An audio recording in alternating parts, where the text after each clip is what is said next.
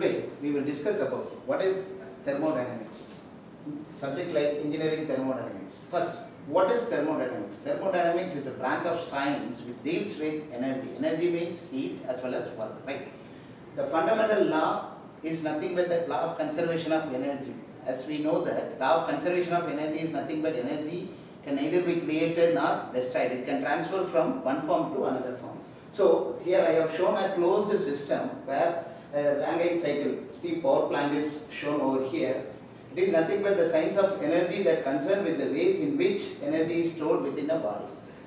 And now we are moving to a thermodynamic system. What is a thermodynamic system? A system where the thermodynamic process takes place. Thermodynamic process, or it can be shown that a quantity of matter or a region in a space chosen for study. And it can be classified in different forms, right?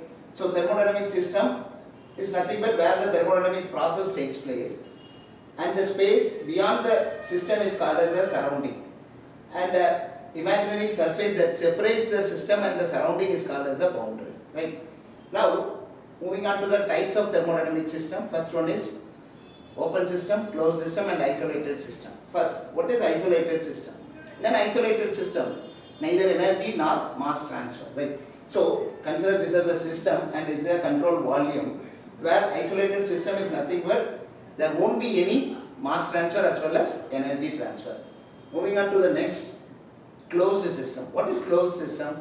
It's a system where only energy transfer takes place. There won't be any mass transfer, right? If there is only energy transfer, see if you are seeing over here, only energy crosses the boundary and whereas the mass will not cross the boundary. Then it is called as closed system. Moving on to the next one, open system. What is open system? Open system is nothing but both the energy as well as mass cross the boundary. Then it is called as the open system.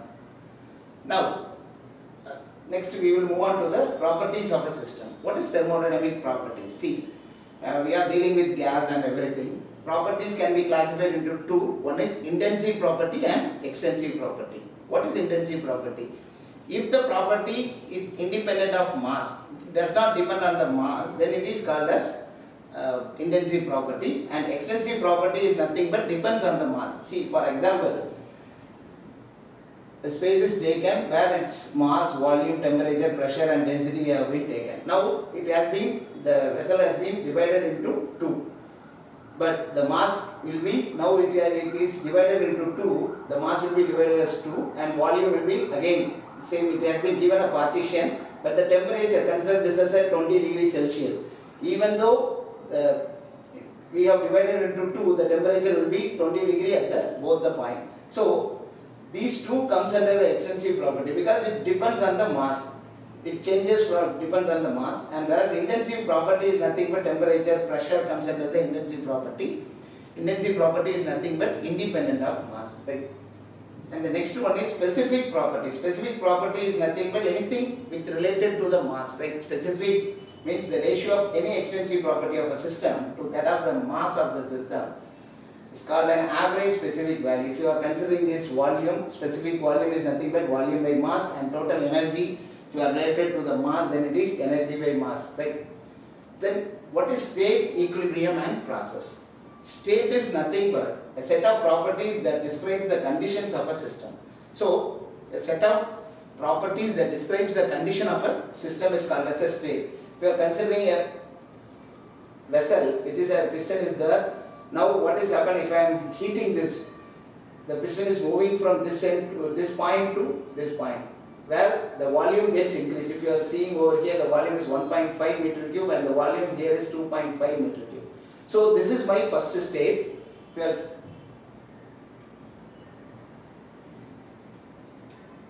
If you are seeing over here, this is my first state. Initially the volume is 1.5 meter cube over here and the second volume is around 2.5 meter cube. So this is 1.5 meter cube and this is 2.5 meter. So this is initial state and this is your final state.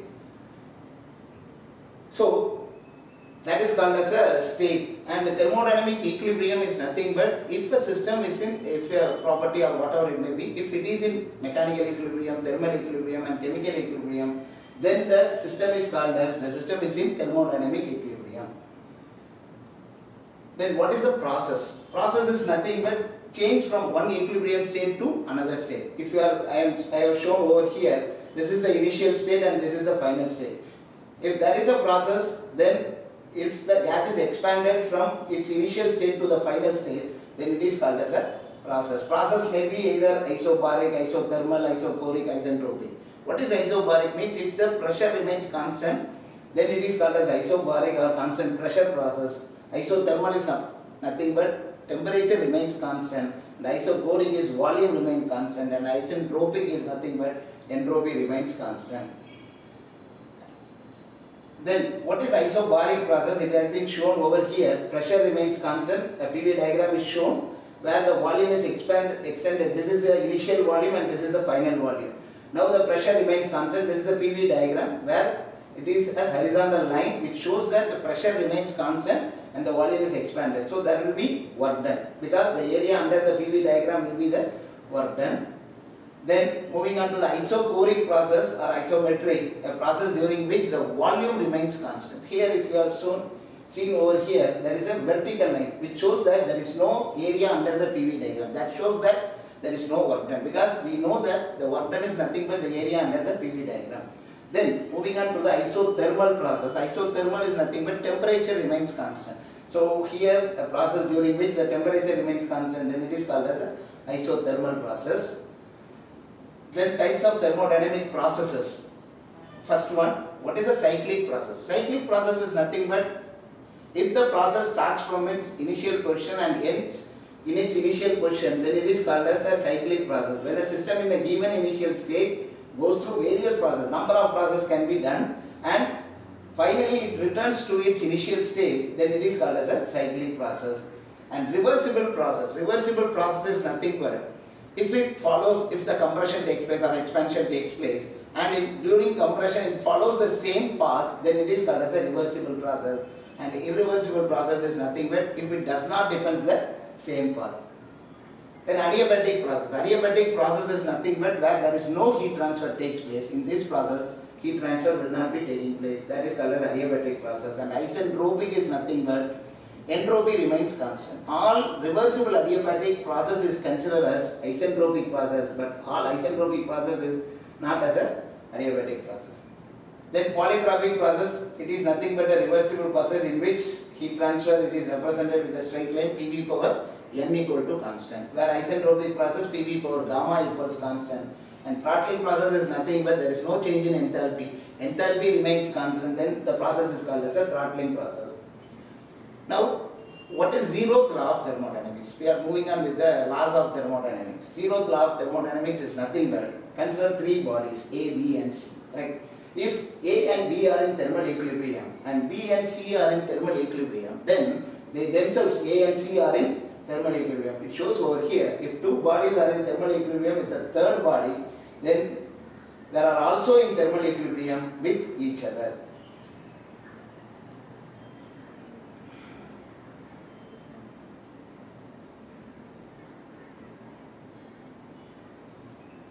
Next, we will see what is point function and path function.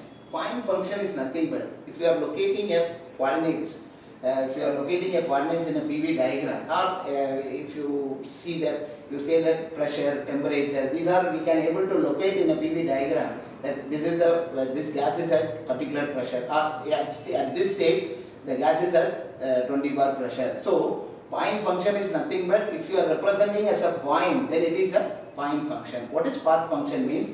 Whereas heat, work, or it cannot be represented as a point, then it is called as a path function. Path function is nothing but the gas is expanded from this temperature to this temperature, and how much amount of work is given to the system, or how much amount of heat is given to the system. That comes under the path function. Point function is nothing but when two coordinates are located on the graph, they define a point, and the two properties on the graph define state. These properties are called point function. So pressure, temperature, volume will come under point function, and work done, heat transfer will come under the path function. Then process, as we already discussed, what is a process is nothing but properties changing from one state to another state is called as a process. Then thermodynamic equilibrium, as I already told that thermodynamic equilibrium is nothing but if the system is in mechanical equilibrium, thermal equilibrium and chemical equilibrium, then the system is in thermodynamic equilibrium, where mechanical equilibrium, no unbalanced force, that means pressure remains constant throughout the system, then it is in mechanical equilibrium. Thermal equilibrium means the temperature remains constant throughout the system, then it is called thermal equilibrium. And the last one is chemical equilibrium. It is nothing but there is no chemical reaction takes place. Now moving on to the quasi-static process. Quasi-static process, it is an isothermal process, where quasi-static is nothing but it's a slow process comparing to the isentropic process. Quasi-static process is a slow process because the temperature will remain constant over here in quasi-static process. A quasi-static process is defined as a process in which the properties of a system depart infinitesimally, that means extremely small for the thermodynamic equilibrium part. Then what are the conditions for reversible process? What are the conditions? There should not be any friction, no friction. Heat transfer is through infinitely temperature difference. There are no spontaneous changes in the system. All processes in nature are irreversible. So work done in moving boundary of closed system in a quasi-static process. It is shown over here. Gas or liquid, which is in the this is a system cylinder piston arrangement is there. Now the gas is expanded from this point to this point. This is x1 or is expanded from x1 to x2. And this is the PV diagram which has been shown. Because here the pressure will be high. So at 1 the pressure is high. Where it is expanded from 1 to 2, the pressure gets reduced and the volume is getting increased. So this is the dV. So which shows that work is dW is nothing but PdV, pressure into change in volume. Pressure into change in volume will give the work done, and work W can be taken by integrating these two, right? Integration of dW will give W, where integral from 1 to 2 of PdV will give the work done. So that is over here. Work done is nothing but integral of 1 to 2 PdV in a non-quasi-static process, because there is no unique value of P. And what is heat? Heat is also a form of energy, because we discussed about what is work. Here heat is also, it's a form of energy which transfer without transfer of mass from one body to another body. There are different modes of heat transfer. What is conduction, convection and radiation. Conduction, as we all know, that attracting the adjacent molecules, it can transfer. If there is a temperature difference, the higher temperature, the heat will be flow from high temperature to low temperature. By attracting the adjacent molecule is conduction, whereas convection is nothing but the movement of molecules. Due to density difference, if the molecules moves from one portion to another, then heat transfer will take place. That is called as convection. And last one, radiation, is nothing but without any transmitting media, then it is a radiative heat transfer. And it is abbreviated as Q, where heat addition into the system gives positive, where heat rejection from the system is negative. And it is also an extensive property, and it is a path function, because we can't able to point in a PV diagram or PS diagram. And what is work? As I already told, that it is nothing but force into displacement. Work is nothing but force into displacement. It's a mechanical work, whereas thermodynamic work is nothing but pressure into change in volume. And difference between heat and work, heat can only transfer where there is temperature of difference of temperature between the system and surrounding. Whenever there is a temperature difference, then the heat transfer will take place, where work transfer can take place even without the change in temperature. So work transfer will be taking place without the change in temperature. And in constant volume process, I already told that there won't be any work done, because the work cannot take place. However, heat can be transferred, because we are supplying heat and it is a closed vessel where the heat will be transferred. And similarities between heat and work, as I already told, both heat and work exist in transit. Transit is nothing but it cannot be stored inside the system. That is shown over here. And these are the never possessed or contained in a system.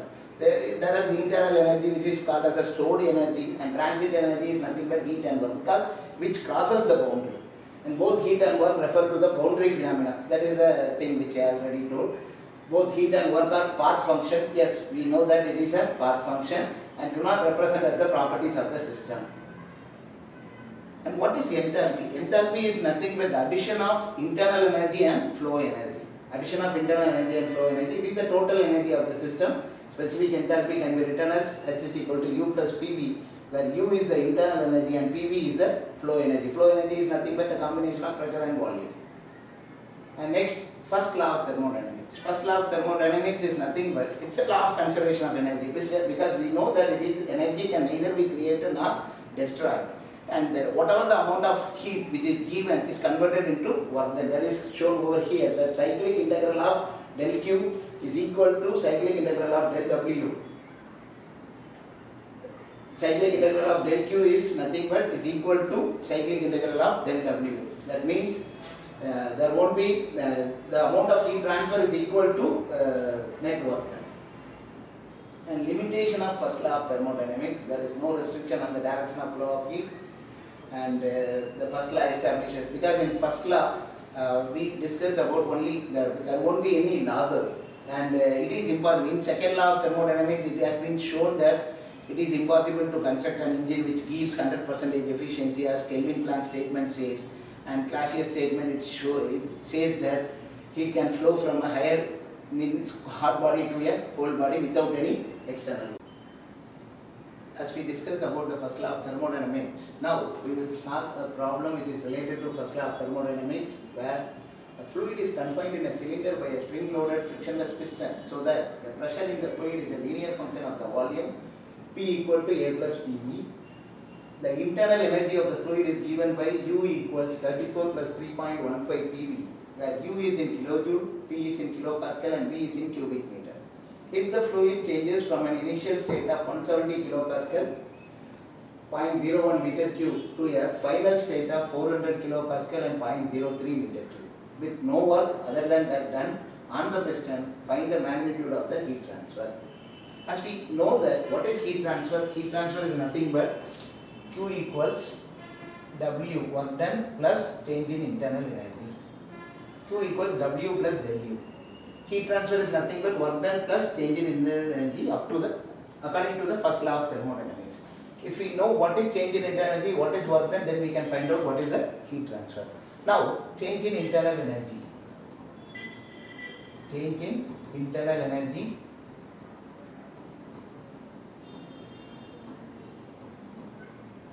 del U is nothing but U2 minus U1. U2 minus U1. What is U? U is given as 34. U is nothing but 34 plus 3.15 PV.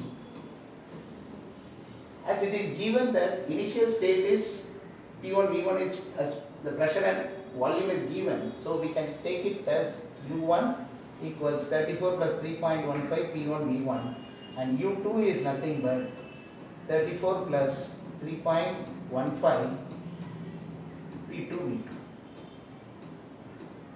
And as we know that change in internal energy is nothing but U2 minus U1. So we can find out what is change in internal energy. 34 plus 3.15 P1, V1. So you can substitute the value, since the 34 plus 3.15 into pressure. What is initial? This is initial state. The pressure is given as 170 kilopascal and 170 into 0.01 meter cube, 0.01. So we can find out what is the U1. And again, U2 can be calculated by means of 34 plus 3.15 into the initial final pressure is given as 400 kilopascal and 0.03 meter cube. So 400 into 0.03.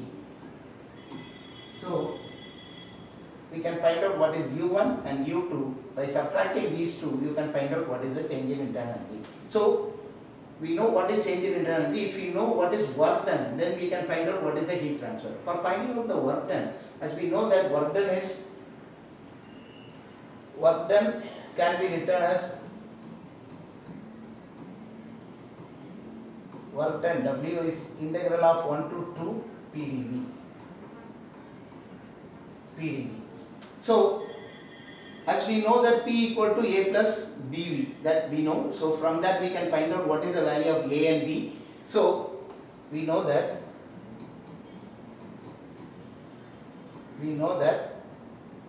P1 equals A plus B V1, and P2 can be written as A plus B into V2.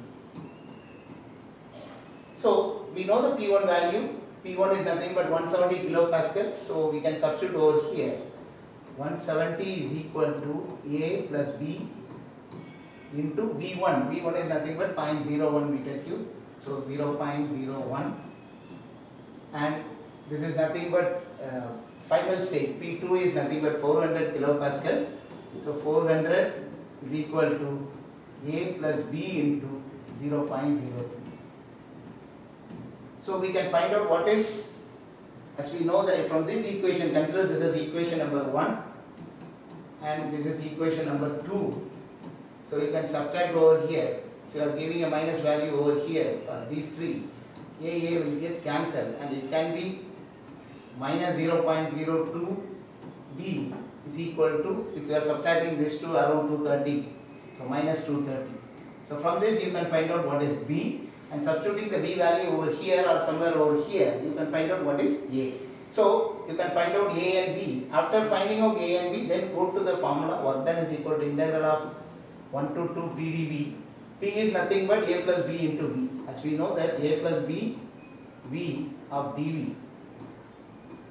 So integrating A plus BV, integrating a constant, it will nothing but, and we know the A value, A and B we are going to find out from this equation. Substituting over here, integrating A into V plus, what is V? V, if you are integrating V, it is nothing but V into V squared by 2. V squared by 2, 1 to 2. So substituting instead of V, A into, it can be written as A into V2 minus V1 plus V into V2 squared minus V1 squared by 2. So we know the A and B value. Substituting over here, V2 and V1 we already know. It is given in the problem. Substituting, we can find out what is the work done. As if we know the work done, then heat transfer will be very easy, because we know that Q equal to W plus del U, and we already find out del U. Now we found out what is the W value, then you can easily find out what is the heat transfer.